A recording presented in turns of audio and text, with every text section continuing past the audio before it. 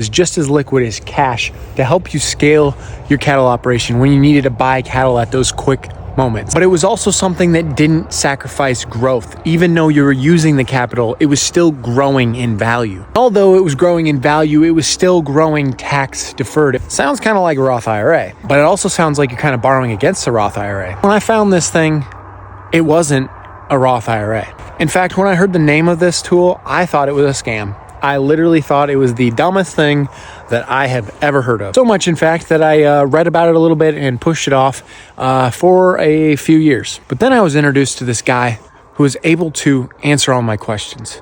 He was able to prove to me how this actually worked and actually explain it, where I felt like I wasn't actually just, getting pushed a commissioned product. And I thought,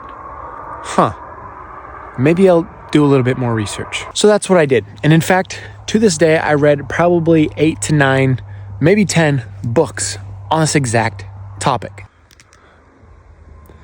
And I have to admit, my first impressions were wrong. This is a real strategy. And in fact, wealthy families have been doing it for centuries.